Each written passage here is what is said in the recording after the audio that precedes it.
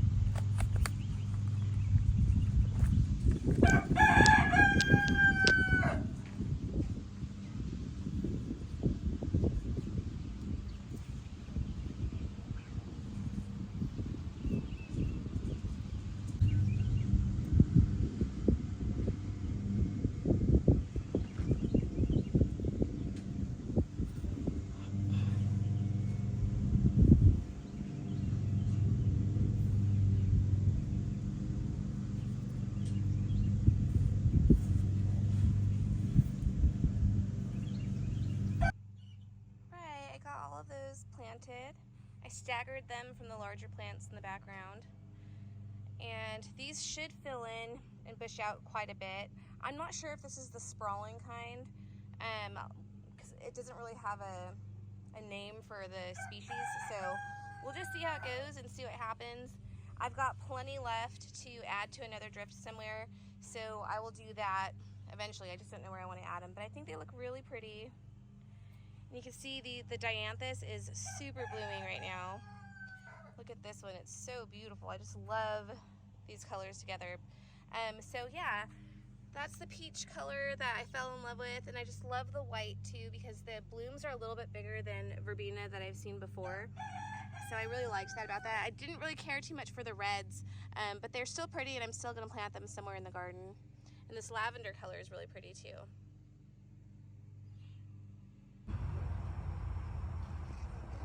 Look at these.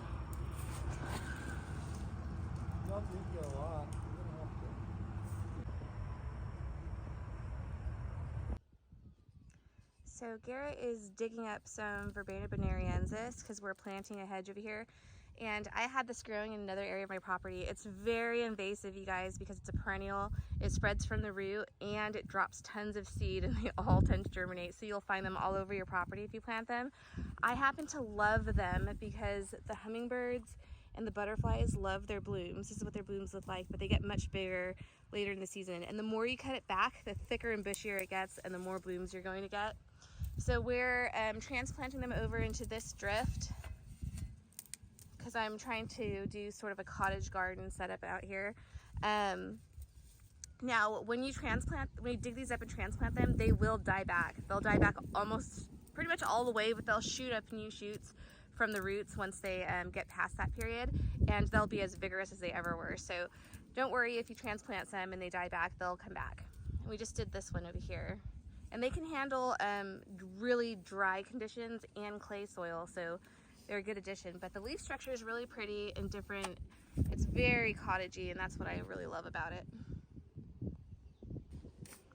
I'm actually, after he's done planting that one, I'm gonna go in and scrub the fence down because there's a lot of algae growing on the fence. You can see where I got halfway done the other day.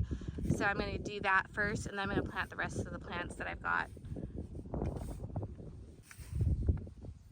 So you can see in this corner, there's a ton of clay in the soil, but I've got a spirea. This is a bridal wreath spirea. I've showed you guys it before. It's almost finished blooming. This is like really compacted clay. Like, I don't even know how to tell you, like, it's hard to break apart. You could barely get a shovel through it. And the spirea doesn't mind it. It's thriving. Look at it. It was a tiny little plant when I planted it a couple years ago. and it's just gorgeous. Look at this. Now it's normally a double, so it normally looks like this, but this plant has a double and a single in one, so I guess there were two plants together. But it's a really pretty plant. And normally it's just covered in white and it's like snow, and I love it. But yeah, it loves the clay. See, look at this. Look at that clay. Isn't that crazy? And it doesn't like, sometimes, well, this one broke apart pretty easily. Sometimes when they're really dry, it's like a rock and it's really hard to get through. And we only have it in certain areas of our property. Like, it's not in a ton of areas. Everywhere else is a really rich sandy loam, but some areas we have like little spots with this stuff in it, and it's nasty. But what we do is we just find plants that grow well in clay soils, and that's what we plant there. Garrett's just dumping a bucket of compost in there, help break up the clay. Anything with like cow manure, horse manure, chicken manure, if you put that into your clay, if you till it into your clay soil, it'll help break up the clay, and it works really, really, really well.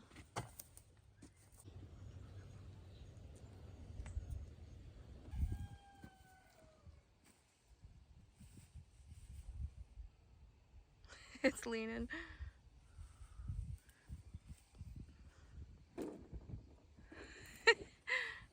You're right back there? Yeah. It's a big one.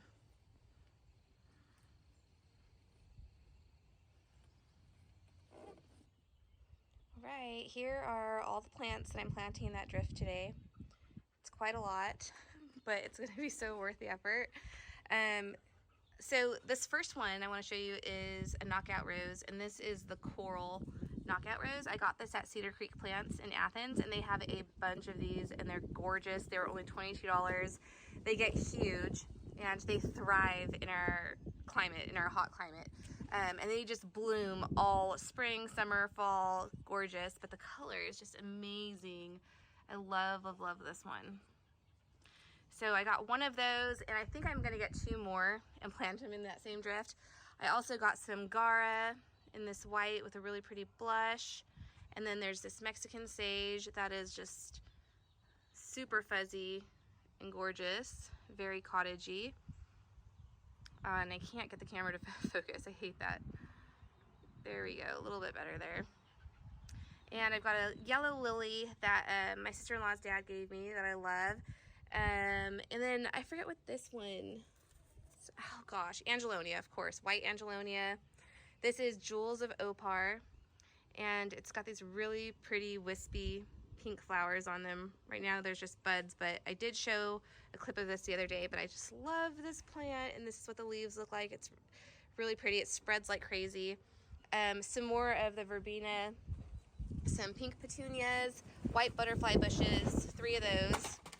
And this is African blue basil, and this gets really huge like a shrub, but it's a sterile variety, and it's not a perennial here, so you have to replant it every year. And then I've got some sage that blooms in purple, some pineapple sage that blooms in red, and there's a little rosemary plant in there. And then I've got some yarrow in different colors. And then something that's new to me is this anise hyssop. It's really beautiful. It has like, I think it has purple, tall purple spikes, and it's perennial in my area.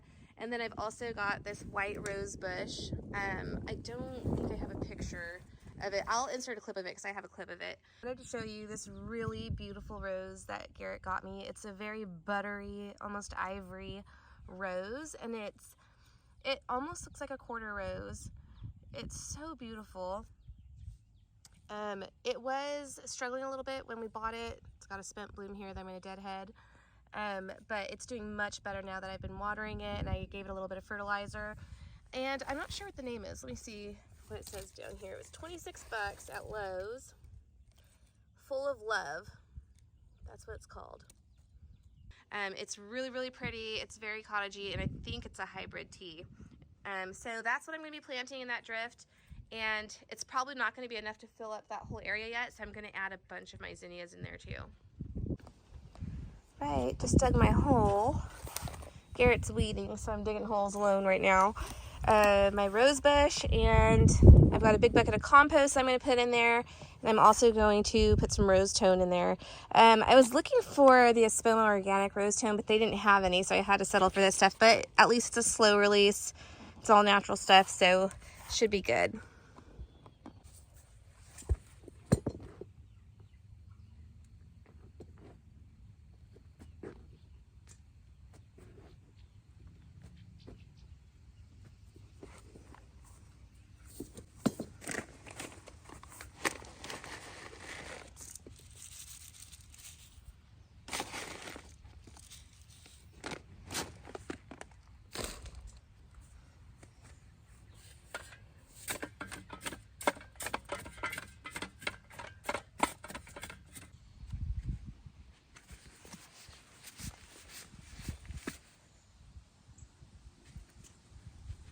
Ooh, this one's really thorny.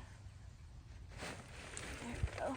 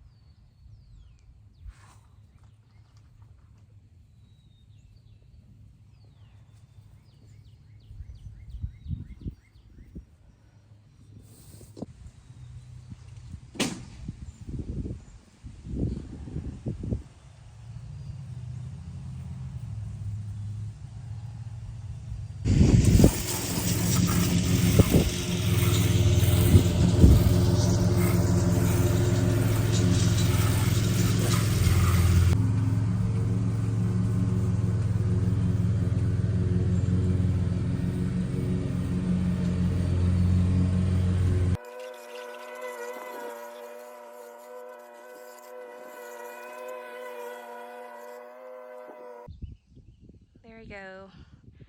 Pretty clean, looks so much better.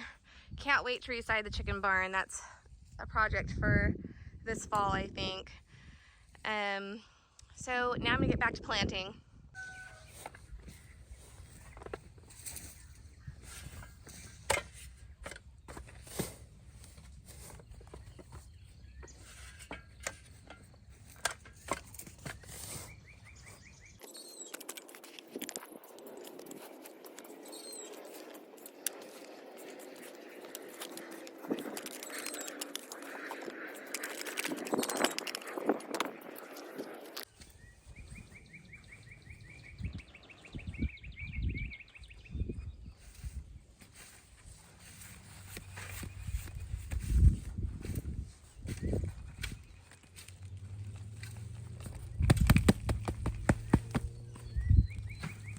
Oh my goodness.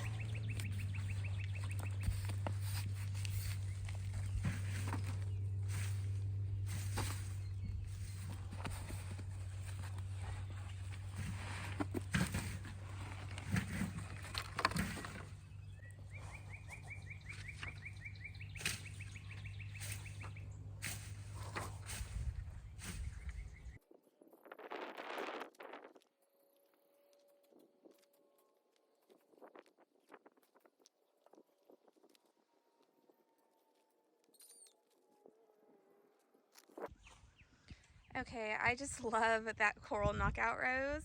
I love the white one too that's right here, but I think I need 3 more of those.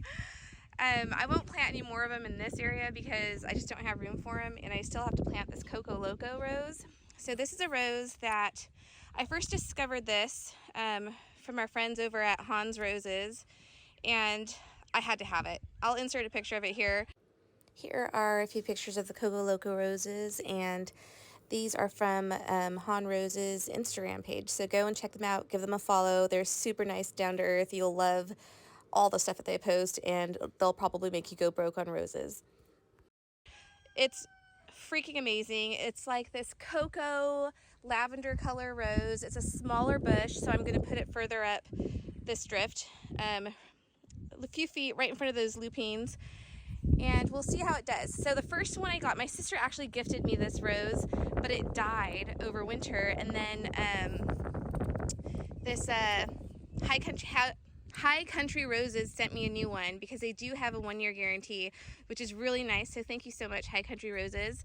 So I'm going to plant this up now because I want it to get established so it can survive this winter. But I think this winter I may heavily mulch around it, and I may put like a cloche over it or something. I'm not sure.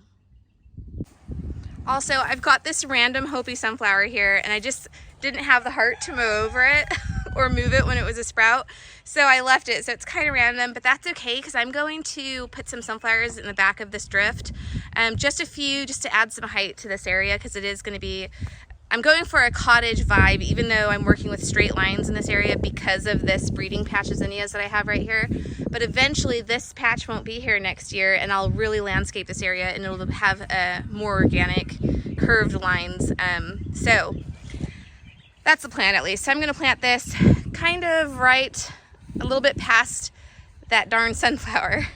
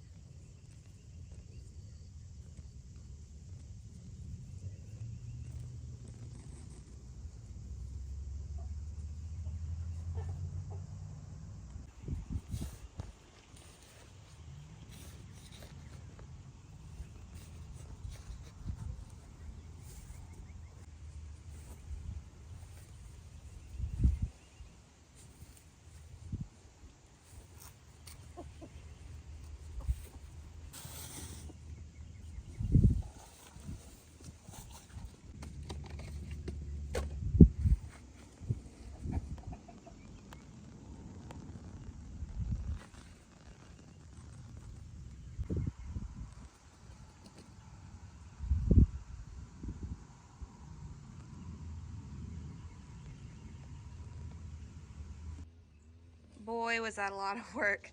I got everything planted except for these few things. The lily, I only ended up planting one of the jewels of opar.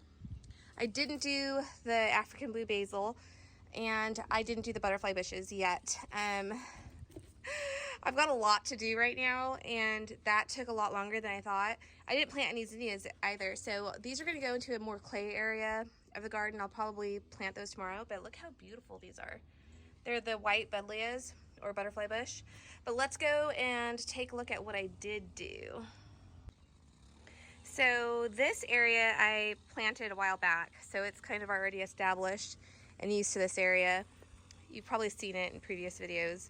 But I did add the sage here and some of the verbena and the pineapple sage.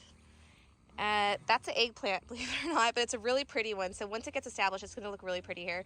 So I did plant a few things that I had extra out in this area, but most of what I did is from here over. So we've got the Gara, the Angelonia, some more verbena, the Jewels of Opar. That is the anise hyssop. And then back there I've got lupine and some more delphiniums.